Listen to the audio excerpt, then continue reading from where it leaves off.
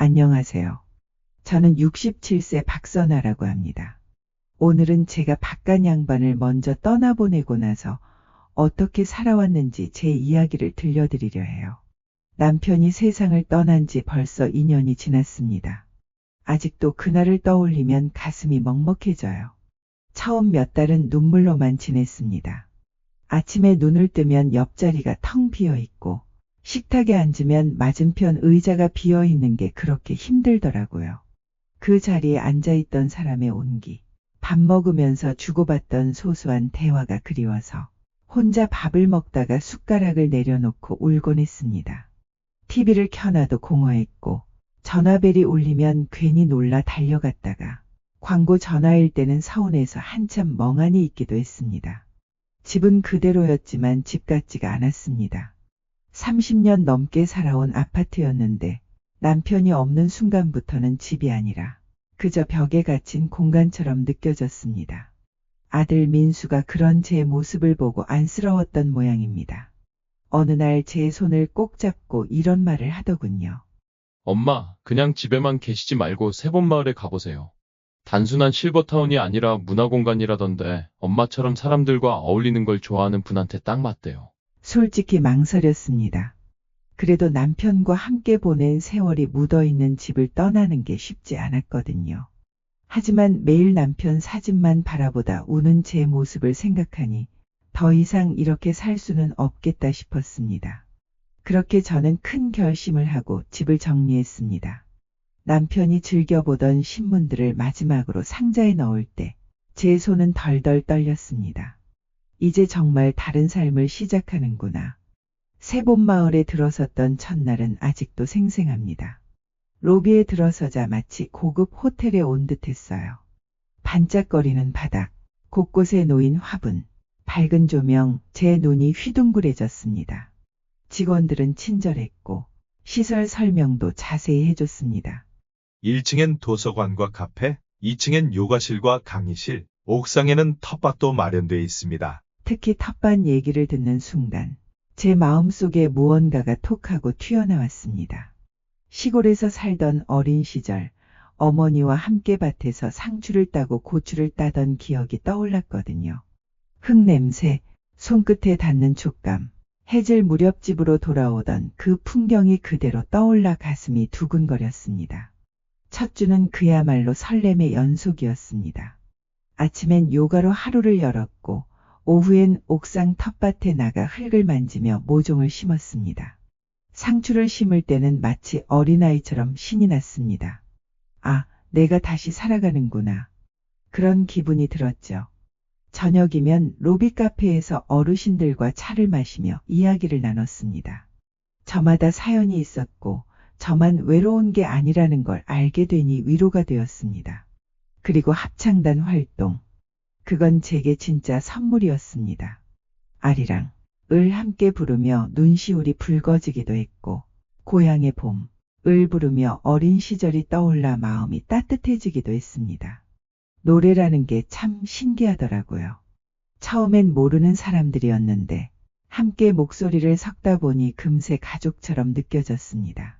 그 중에서도 영숙 언니를 만난 건 큰 복이었습니다. 2살 위 언니인데 평생 반찬 가게를 운영하며 살았다고 했습니다. 씩씩하고 따뜻한 성격 덕분에 금세 마음이 통했어요. 텃밭에서 마주치고 합창단에서 함께 노래를 부르며 우리는 어느새 서로의 빈자리를 채워주는 벗이 되었습니다. 하지만 만족스럽던 생활도 오래가진 않았습니다. 2달쯤 지나자 이상한 일들이 눈에 띄기 시작했습니다. 매니저라는 사람이 찾아와 건강보조식품을 권하기 시작했습니다. 박선아 어르신, 이거 드셔보세요. 관절에도 좋고 혈압에도 좋아요. 다른 분들도 다 드세요. 한 달에 30만 원밖에 안 해요. 그 말에 저는 눈이 휘둥그레졌습니다. 연금으로 생활하는 저한테 30만 원은 결코 작은 돈이 아니었으니까요. 그뿐만이 아니었습니다. 보험 상담사가 찾아와 새로운 보험에 가입하라 했고 직원들은 출석 포인트가 낮으면 혜택을 줄이겠다는 말을 했습니다. 자유롭게 지내려고 온 곳인데 오히려 더 많은 규칙에 묶이는 기분이었습니다. 결정적으로 마음이 불편했던 건 건강관리 앱이었습니다. 입주민 전원이 의무적으로 설치해야 한다는데 단순히 걸음수와 수면 시간을 재는 게 아니라 위치 정보, 통화 내역, 사진첩까지 접근하려는 겁니다. 정확한 데이터 수집을 위해서 라는 말만 되풀이하는 직원의 설명은 전혀 위안이 되지 않았습니다. 어느 날 텃밭에서 영숙 언니에게 조심스레 말했습니다. 언니, 나만 이상하게 느끼는 건가? 요즘 여기가 예전 같지가 않아. 영숙 언니도 고개를 끄덕였습니다. 맞아. 나도 요즘 불편해. 그런데 다른 분들은 별로 신경 안 쓰시는 것 같아. 정말 그랬습니다. 어떤 분들은 건강식품을 사서 효과가 있다고 말했고, 어떤 분들은 보험을 미래 투자라며 웃어넘겼습니다.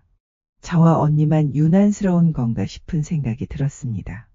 그러던 어느 날 직원들 대화를 우연히 듣게 됐습니다. 이번 달 건강식품 실적 어때? 목표의 80% 정도요? 박선화 할머니랑 몇 분이 아직 안 사셔서. 계속 권해. 결국 사게 돼 있어.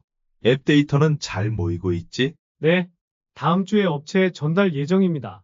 그 순간 제 심장이 쿵 내려앉았습니다. 우리가 존중받는 입주민이 아니라 그들에게는 단지 실적과 데이터일 뿐이었구나. 그 불안한 손녀 소희의 피아노 경시대회 날 절망으로 바뀌었습니다. 할머니, 꼭 와야 돼요. 할머니가 없으면 떨려서 못해요. 며칠 전 손녀가 그렇게 당부했기에 저는 꽃다발까지 준비해 두었습니다. 그런데 대회 당일 출입 시스템이 고장나며 건물 모든 문이 잠겨버린 겁니다. 관리사무소에 전화했지만 복구 중이라 언제 끝날지 모른다. 는 말만 돌아왔습니다. 시간은 흘러갔고 저는 결국 손녀에게 전화를 걸어 거짓말을 할 수밖에 없었습니다. 할머니가 몸이 안 좋아서 못 가겠다. 할머니 없이 무대에 서야 해요? 제 모습을 꼭 보여주고 싶었는데. 그 목소리를 들으며 저는 눈물이 왈칵 쏟아졌습니다. 그날 밤 저는 결심했습니다. 이렇게 살다간 다시는 소중한 순간을 지켜줄 수 없겠구나. 자유롭지 못한 삶은 아무리 시설이 좋아도 행복하지 않다는 걸 뼈저리게 느꼈습니다. 영숙 언니와 함께 계약서를 다시 읽어보니 충격적인 조항들이 있었습니다. 운영사의 판단에 따라 시설 이용을 제한할 수 있다. 건강보조식품과 보험상품 가입은 의무사항이다. 개인정보 활용에 포괄적으로 동의한다. 우리는 분노했고 다른 입주민들과도 이야기를 나누었습니다. 생각보다 많은 분들이 비슷한 불만을 품고 있었습니다. 결국 8명이 모여 문제를 정리했고 시간이 지나면서 30명까지 늘어났습니다. 운영사는 본사에서 직접 내려와 사과했지만 제 마음은 이미 떠나 있었습니다. 언니, 저는 그래도 나가려고 해. 제 말에 영숙 언니는 미소를 지었습니다. 나도 같은 생각이야. 우리가 함께 바꿔놓긴 했지만 진짜 우리다운 삶은 따로 있는 것 같아. 그렇게 우리는 함께 퇴소를 결정했습니다. 위약금도 없이 떠날 수 있었고 저는 아들 민수가 사는 동네 근처 작은 원룸으로 이사했습니다. 크지는 않았지만 제 마음대로 나가고 들어올 수 있다는 자유가 얼마나 소중한지 새삼 깨달았습니다. 어느 날 영숙 언니와 동네를 걷다가 빈 상가를 발견했습니다. 언니, 저기 임대 나온 곳 보이네. 그러게. 여기서 뭔가 해볼까? 카페라도. 저는 웃으며 고개를 저었습니다. 카페도 좋지만 책방이 더 어울리지 않을까. 동네에 책방이 없잖아. 그렇게 해서 우리는 동네 책방 겸 낮살롱을 열었습니다. 문 앞에는 제가 직접 쓴 안내문을 붙였습니다. 편안함은 주어지는 게 아니라 우리가 선택해 만드는 것입니다. 이곳에서 함께 편안한 시간을 만들어가요. 책방 첫 손님은 손녀 소희였습니다. 할머니, 여기 진짜 예뻐요. 할머니가 직접 만든 거예요? 그래, 할머니가 영숙 할머니랑 같이 만든 거야. 와, 할머니 멋있어요. 그 말에 제 가슴은 따뜻해졌습니다. 경시대회는 놓쳤지만 이렇게 함께 할 수 있는 공간을 만들 수 있다는 게 더 기뻤습니다. 지금 제 책방은 아이들이 와서 숙제를 하고 어르신들이 차를 마시며 이야기를 나누는 사랑방이 되었습니다. 저는 때로는 책을 읽어주고 때로는 그냥 곁에 앉아 있어 줍니다. 창문 너머 거리 풍경을 바라보며 저는 스스로 되뇌입니다. 진정한 편안함은 누가 주는 게 아니라 내가 선택하고 만들어가는 것이다. 문 앞에 붙인 안내문이 바람에 살랑거릴 때마다 저는 이제야 진짜 나다운 삶을 살고 있다는 걸 느낍니다.